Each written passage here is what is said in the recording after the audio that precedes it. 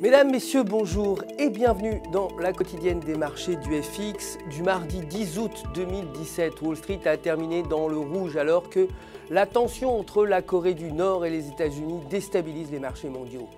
Le Dow Jones a reculé de 0,17%, le S&P 500 de 0,04% et le Nasdaq de 0,28%.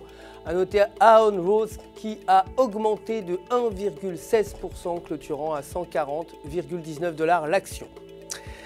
Le dollar américain, quant à lui, a terminé en baisse contre les autres devises importantes influencées par la tension géopolitique qui conduit les investisseurs vers des valeurs refuges comme l'or. La productivité du secteur non agricole prélim est ressortie à 0,9% contre 0,7% attendu.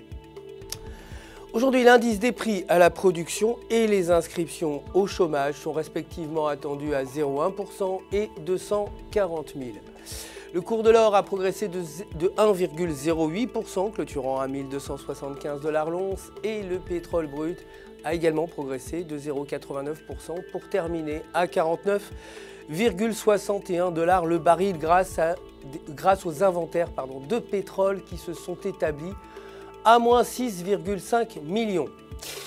Côté devises, l'euro s'est apprécié de 0,11% face au dollar en clôturant à 1,1763 et sur le tableau horaire, la paire se négocie dans un triangle descendant avec un RSI proche de 50. Et si la paire réussit à franchir le côté supérieur du triangle, on pourrait voir une hausse vers 1,1850. En revanche, en tombant sous le côté inférieur, la paire pourrait chuter vers 1,1650. Aujourd'hui, la balance commerciale italienne est prévue à 3,87 milliards contre 4,34 précédemment. Enfin, pour terminer, la livre sterling s'est appréciée de 0,16% face au dollar, clôturant à 1,3032 et selon le graphique de 4 heures, la paire se négocie proche de la bande inférieure de Bollinger avec un indicateur momentum négatif.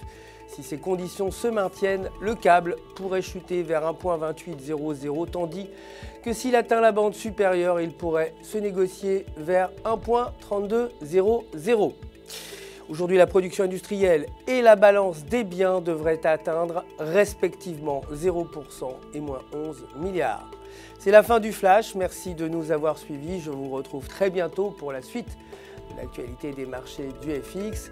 D'ici là, n'oubliez pas de vous connecter sur www.ufx.com pour tous vos besoins de trading et vous le savez maintenant, pour retrouver votre gestionnaire de compte personnel prêt à répondre à toutes vos questions. Toute l'équipe du FX se joint à moi pour vous souhaiter une excellente journée de trading.